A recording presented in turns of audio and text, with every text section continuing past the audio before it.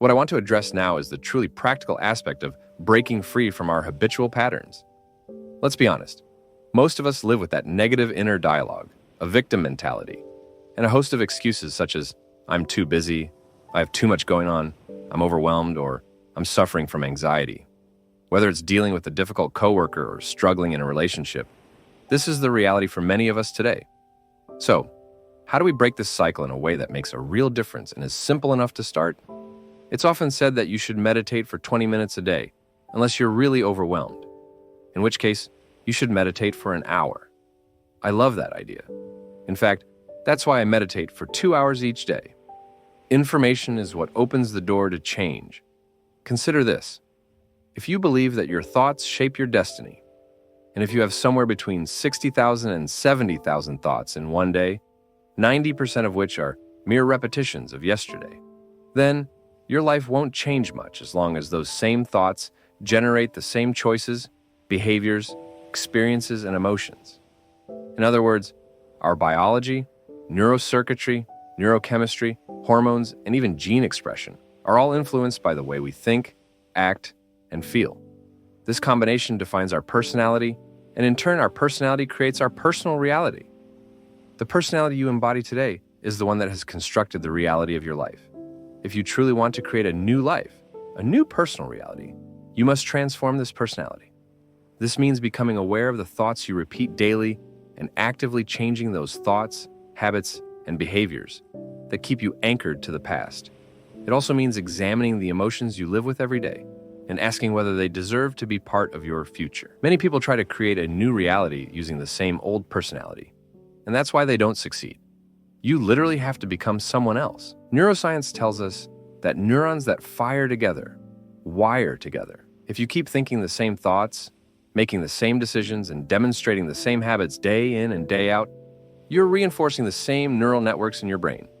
Over time, these patterns define the familiar you. When this repetition goes on for years, say over a decade, they become deeply ingrained into your identity. Psychology once suggested that these patterns were fixed, especially after a certain age. But now we know that change is entirely possible. Most of the time, we operate on autopilot. Roughly 95% of our actions run on programmed responses. To truly change, it's essential to become aware of those unconscious programs. The moment you decide to make a different choice, you face discomfort, uncertainty, and the unpredictability of the unknown. And here's where many of us hesitate.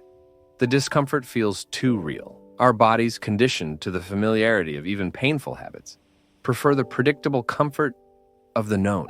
We tend to choose a familiar sense of guilt or unhappiness over venturing into the uncertain. Once you begin to truly observe your state of mind and body, you stop being the program and instead become the conscious observer of that program. Meditation in this regard is a powerful tool. It helps you familiarize yourself with your recurring thoughts so you can gain control over them. The more aware you become of your automatic reactions, the less you operate on autopilot. However, it isn't enough to have one transformative meditation session and then immediately return to old habits. You must sustain this conscious state throughout your daily routine. Over time, small coincidences or synchronicities will begin to appear, little signs that the universe is affirming you're on the right path. In fact, research, including studies done at Bond University using brain imaging over the course of a decade, shows that with sufficient practice, people can rapidly change the coherence between their brain and heart. In your everyday life, if you continually revert to the same automatic reactions to familiar triggers, you're simply reinforcing your old self. Maintaining conscious awareness and continually projecting a vision of the future prevents you from being solely defined by past memories. Transitioning from your old self to your new self requires a profound shift, one that's neurological, biochemical, hormonal, and even genetic. There is now enough evidence to show that you are never too old, too sick, or too entrenched in your habits to embark on this inner work. In our community, some people commit entirely, sometimes 100%, and the breakthroughs they experience are nothing short of extraordinary.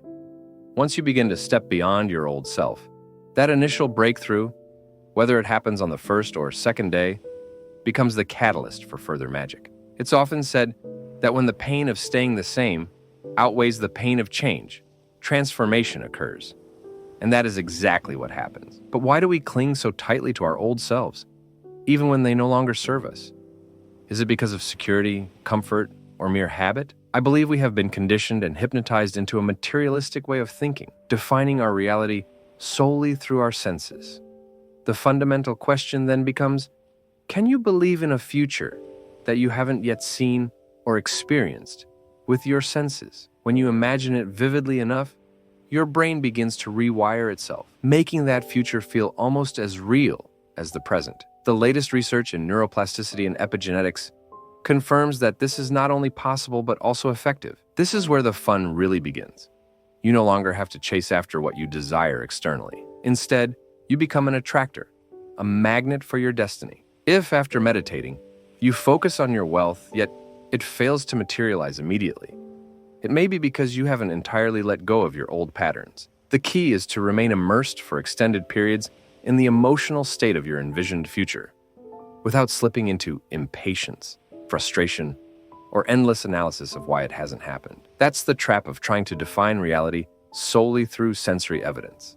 After a session of meditation, if you begin to feel familiar sensations of frustration, fear, or anxiety, that is the old self making its presence known. The challenge is to catch these moments, acknowledge them, and consciously adjust your reaction. At the end of each day, take a moment to reflect. How did I do today? What triggered me? Where did I lose control?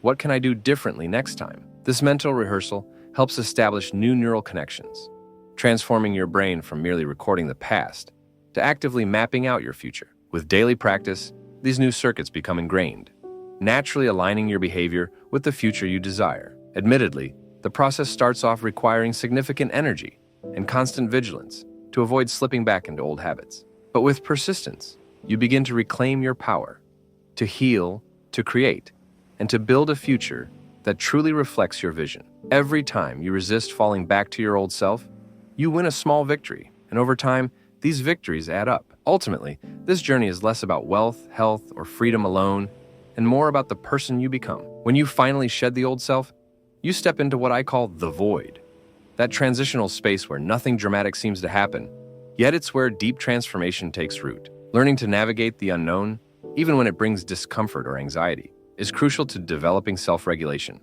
It's at these precise moments that you prevent your body from reverting to familiar patterns, and each time you do so, you affirm your transformation. There will be days when, after a conflict with a coworker or a loved one, you feel so drained that you're tempted to skip your inner work. But it's exactly on these hard days that you must get back in the saddle. View these challenges as opportunities to realign your energy with your vision of the future. Often, your most difficult experiences become the foundation of your transformation, moments when the past no longer holds sway, and your present self emerges stronger. In moments of deep practice, some people even experience states of brain coherence, extremely high supergamma patterns that border on mystical experiences. These transcendent moments allow them to look back at their entire life with gratitude, because every hardship ultimately contributed to who they are now.